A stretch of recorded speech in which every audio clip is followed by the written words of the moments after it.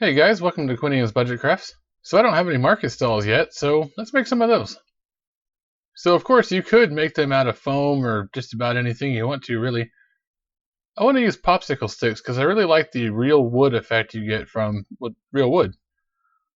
The two choices you have here are these thicker ones here, which are certainly strong, but they're a lot thicker, or the really thin ones that will give you much better detail, but they're really weak.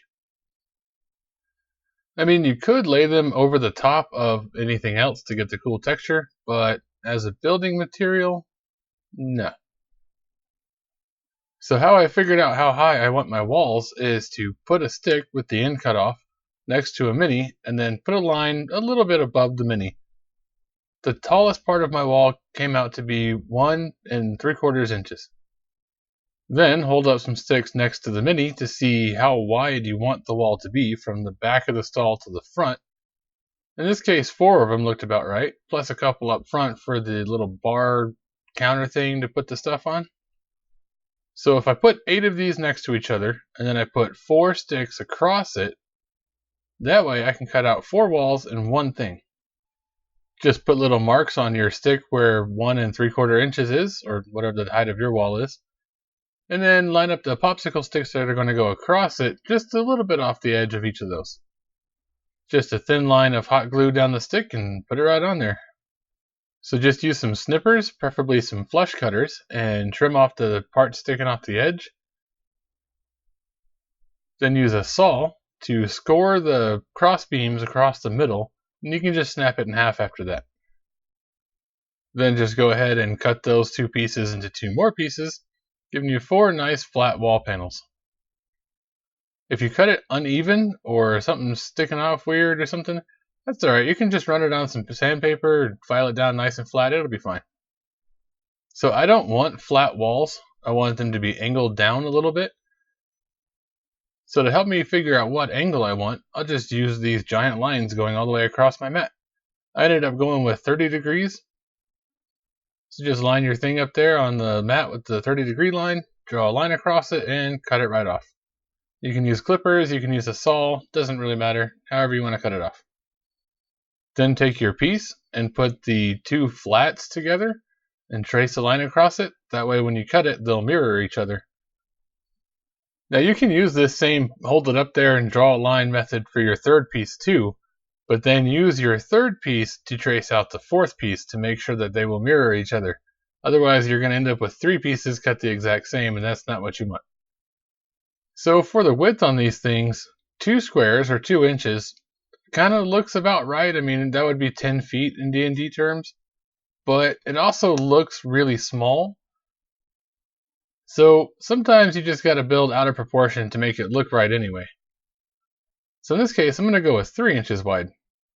So you go ahead and build your back wall the exact same way you started those 4 panels, with 8 sticks across and then 4 across those. Then you don't pay attention to what you're doing and cut it the wrong direction and have to make another one. So in order to get your cross beams to match up, go ahead and put your little panels on either side of the 4 that you have down there so that you can make your new cross sticks match those. You could measure it and try to place them that way if you want to, but this is easier. So once that's all glued up, just go ahead and cut it in half across the sticks in the middle. And then hold your little panel up to it, matching the cross beam so you know where to cut the bottom of it off. Then use the point of the little panel to mark on both sides of it where you're going to cut it off for the total height. So in order to get these to fit together, you're going to have to take out a little piece of the crossbeam on the back wall there. You can just hold the piece up there and make a line where you want to cut it, or just go about halfway into the stick. That's about how far it is, about half a popsicle stick. Just trim all the way through it with a saw and pop the little piece right off. Put a little hot glue down and stick it right in place. Fits perfect.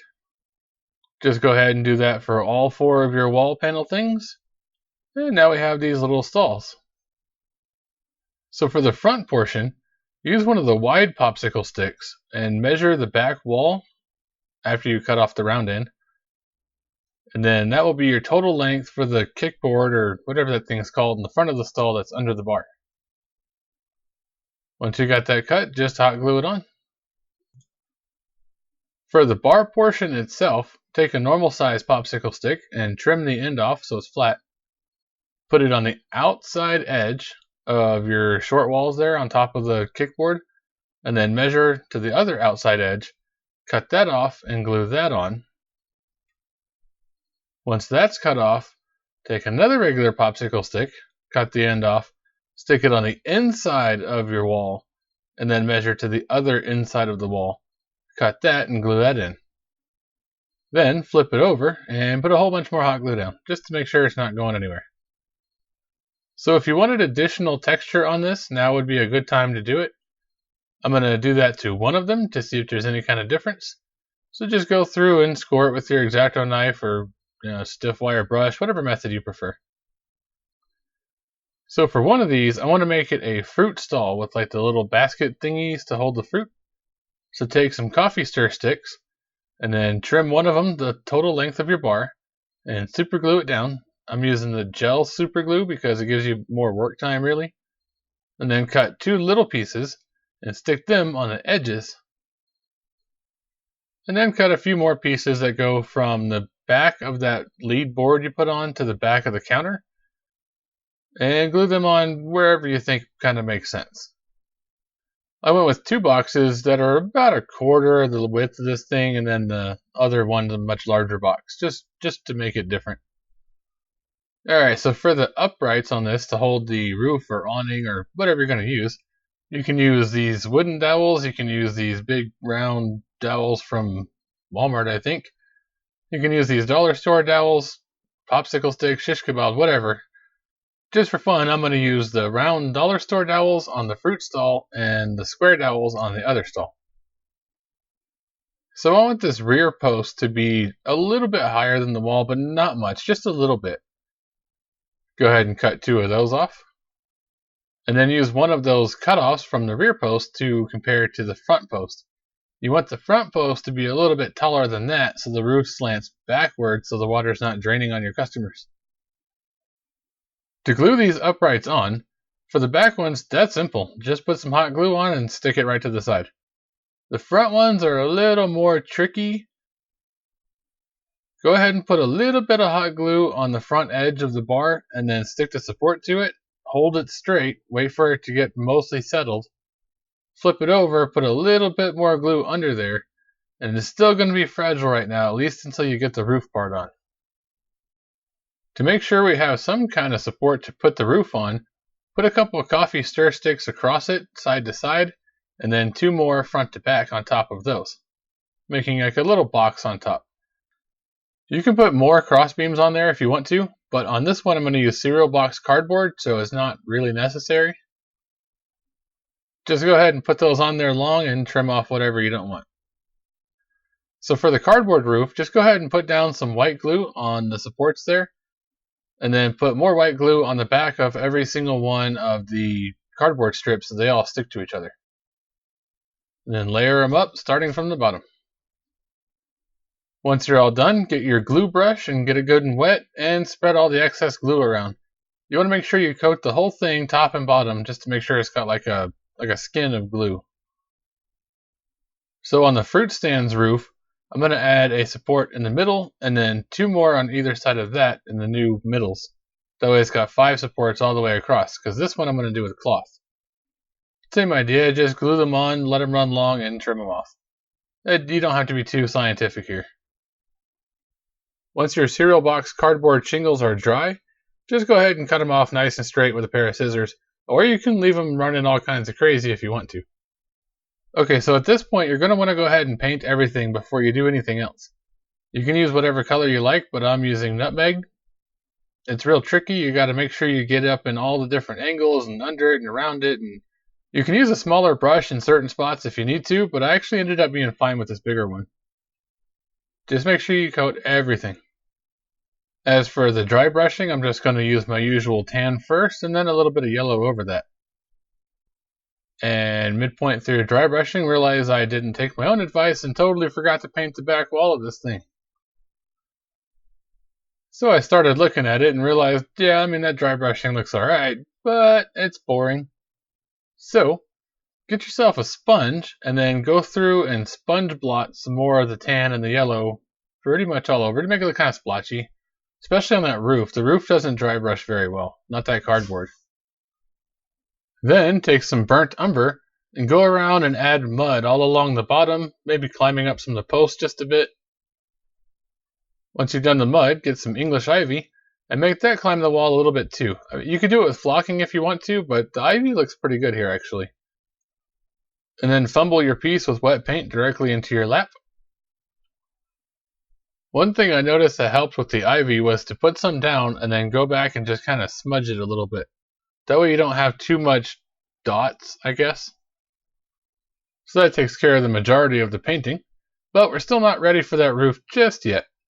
Gotta put some fruit in this thing.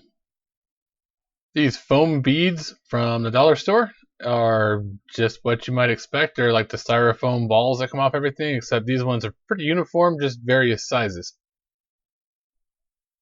They will static cling to everything.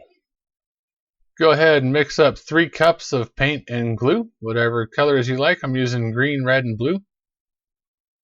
Just basically half and half. Dump a bunch of these little styrofoam bead things in there and mix it up. And then very, very carefully spoon it into each of these trays. Remember, these are coated in wet paint, so you don't want to smear them. You want them to stay basically where they fall. Once you've got that all sorted out, grab your box of bits and bobs and figure out what you want to put in the other stall. I was looking through here and started out with like an apothecary kind of deal, a couple of bottles and stuff. These bottles are literally just a bead with a toothpick stuck in there and then a little fake label painted on the front. Found a couple of these little miniature printouts that look like scrolls and books and stuff. And maybe a little skull, because why not? Throw a couple weapons on the back wall there. This sword has a skeleton hand attached to it, so if you cut that off close enough, you can't really tell that's what it is. It'll be fine. To stick down these papers, just rub some glue stick on the back of them and stick them right on there. This one kind of looks like it's maybe a spell or something, so I'll stick that to the counter. This one looks more like a notice, so I'll put it on the side of the stall. I don't know, maybe this is a rough neighborhood. Go ahead and rub the book on the glue stick and put it down on the counter too. And then for the skull and the beads, we'll just use a little bit of super glue on the bottom of them and stick them down wherever you like. I put the skull on top of the spell page thing. It kind of helps to sell it. And the bottle's on the other side.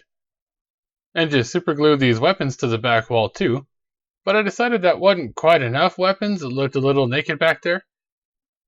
So I grabbed some of those spiky things from when we did the underground sewer thing. Paint the tip of them silver with a silver Sharpie. And then paint the shaft portion of brown with a brown paint marker. And go ahead and glue those in too. All you gotta do is put a little line of super glue right across where you want them to go and just set them right on there. That plastic just insta-bonds to the super glue. There we go, that's looking a lot better. Maybe kind of a weird mix of stuff, but hey, why not? And it's finally time to get to the other one's roof. So we're going to use some paper towels for this. They're a lot stronger than tissues, but specifically we're going to use Viva paper towels because they don't have any sort of pattern to them. They do have texture, but no pattern. So you can try to cut a design or something on the front edge of this. I tried that and it didn't work. That's alright, just go ahead and mix up some paint and glue and start coating your paper towel. I ended up going with khaki here because I was going for like an oilcloth tarp or maybe a hide. Just get the corners painted where it's going to be sitting on the supports, and then you can go ahead and stick it on, and then start applying the rest of the glue and water, or glue and paint. These paper towels will definitely soak up some liquid, so it's going to take you quite a bit of this. I ended up using, I think, a half a shot glass or whatever that is there. The edges are the trickiest. You got to just sort of hold the cup under it, dip your brush, and smear it on there and let it drip back into the cup. Once you get the whole thing all covered in your glue and paint, you might notice it's sagging in between your support boards. You can leave it like that if you want to. That looks pretty good. Or if you want to, you can very carefully lift up the edges and then stretch it out across it so it's nice and taut. Totally up to you however you want to do it. Just let that dry, and then go ahead and take some antique white and a little bit of a different color tan, mix them together to get the sort of color you're looking for, and dry brush it. It doesn't really do much of anything to the color, but it helps with the texture and the look a whole lot so it's not just a solid flat tan. If you were going for a hide or maybe fur or something, I'd probably do like 3 or 4 different colors on this, but just a little bit of highlight is fine for what I'm after. So I deliberately did not put these on any sort of base or build any sort of floor so that you can just drop it right over the top of whatever NPC minis you have. That way you don't have to struggle with trying to angle them right and all that to get them into the stall.